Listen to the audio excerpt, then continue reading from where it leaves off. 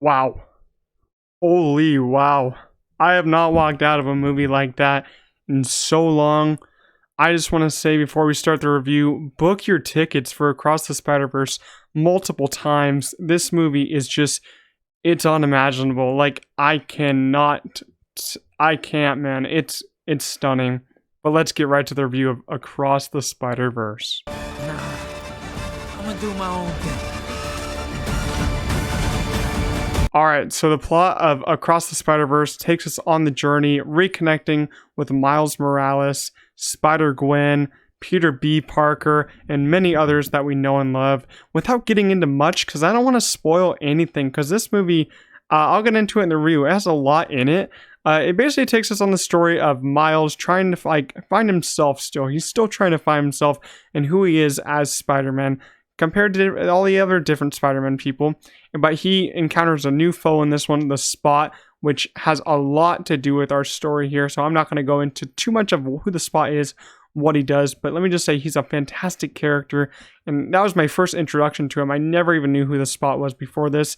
And then Miles also confronts Miguel. They also have different ideologies of what's going to happen and what they want to do with their different Spider-Man lives.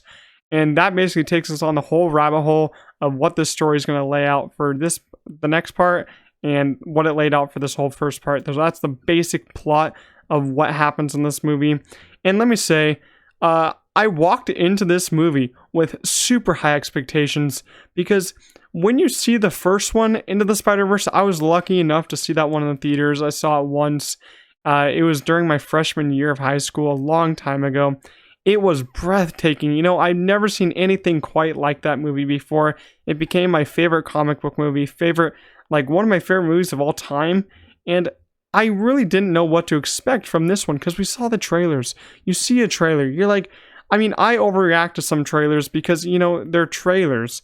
And they really hype you up, because that's what trailers are supposed to do. They're trying to hype you up. And I was hyped up from the trailers, but that's what trailers do. But then we got the first reactions, and usually reactions spew really positive. Then we got the first reviews, and they were overly positive, over the moon. It's at a 96 Rotten Tomatoes right now, 97, almost the same as the first one. And let me just say, when I walked out of the theater for the first time after watching it, I was stunned. I was speechless. It somehow blew past the first one, in my opinion, and it might be my second favorite movie of all time now. No hyperbole. I've seen it twice. I saw it twice on opening night. And I think that after the first time, I was like, oh my gosh, what a movie. But some people think that might be recency bias. But then I saw it a second time, and everything still hits. All the good parts still hit. None of the bad parts. I don't see nothing bad with this movie. I don't know, man. If you see something bad with this movie, then I don't know what's wrong with you.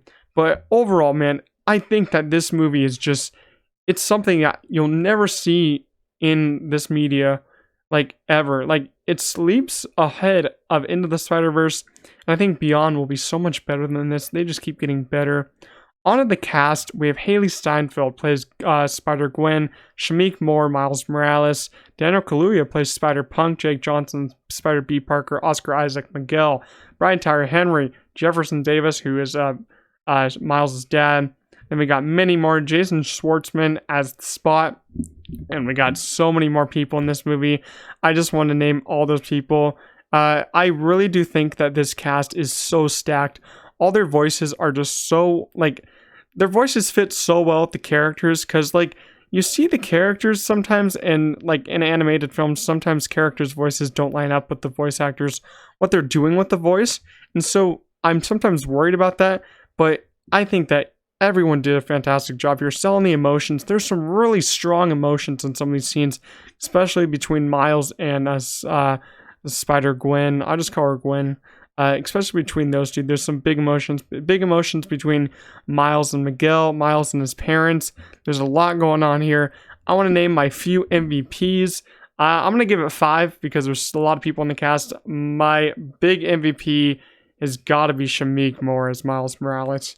He's becoming one of my favorite characters, and Shameik Moore really does bring a lot of emotion to that role, and I think he brings a lot of heart to it too. Next up, it's got to be Hailee Steinfeld. We all love Hailee Steinfeld. my favorite role from her is Edge of 17. I think she's spectacular in that. And I think this one is just so great. She's dealing with a lot here because we start in her world and she's dealing with so much there. And then I gotta go with actual Daniel Kaluuya. He's using his accent, British accent for this role. And I can't really talk about it because I don't really want to spoil anything. But then I want to also talk about Jason Schwartzman as the Spot. He was hilarious as the Spot, but then it goes down a whole different path down the second half. Not going to get into that, but he really does voice the hell out of Spot. I loved it so much. I want to get into our animation here. You know, animation is a big part of this movie because it's all animated. You know, it's a big movie. And I want to give props to our director, Joaquin Dos Santos, Kemp Powers, Justin K. Thompson. They really knocked it out of the park here. They didn't direct the first one, but they're directing this one and the next one. So I have extreme faith that the next one is just going to be as good as this one. And then our writers here are Phil Lord and Chris Miller, who also, I think, wrote the first one. I think the writing here was really strong. I think everything here is strong. But the animation is just so beautiful. You'll never get animation like this. And $100 million budget is crazy for this kind of animation. Like, you never really see this kind of animation for that cheap. And there's so many different worlds that you go to.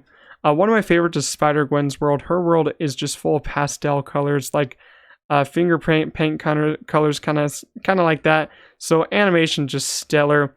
I want to talk about the score / the soundtrack. Daniel Pemberton, I think, did the score for this one and the last one. Score is absolutely fantastic, and the soundtrack is done by the one and only Metro Boomin. He has a lot of different artists coming in on this one. I love Metro Boomin so much. I feel like the music just did so well. There's less music than in the first one, but I think it kind of fits because the score really takes over here, and there's a lot of big moments that you need the score to really come through, and those big emotional moments rather than a song from the soundtrack.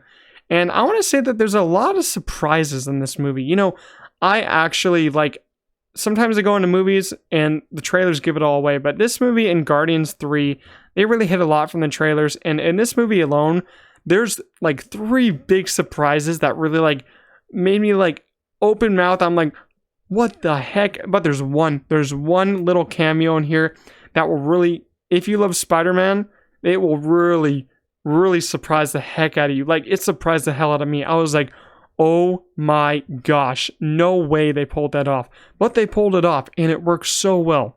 And I just can't get enough of this movie. I'm going to see it so many times. But overall, like I said, this movie is fantastic. It's a new take on animation. It's a new take on the superhero genre. It really just launched. It launched after the first one. It's so much better than the first one. It's now one of my favorite movies of all time. And I just cannot wait to go see it more and more.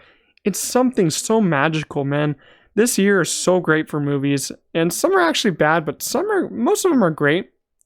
I've seen about 75 almost this year of 2023 releases.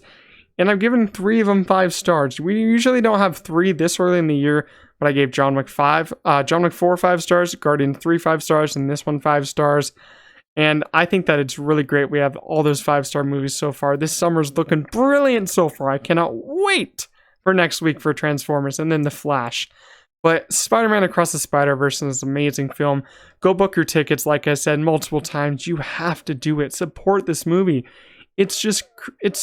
I really applaud everyone who put their work into this. All the animators, all the people working on the VFX, the score, the directors, writers, everyone who's doing a great job.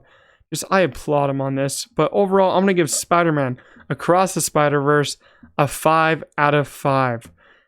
Man, I just cannot. I can't with this movie, man. The cliffhanger also is crazy. Part 2 comes next year. Be ready for it. I'm not ready for what's to come. Let me know what you guys thought down below in the comments, what you thought about this movie. But I'll see you guys in the next one. Peace out.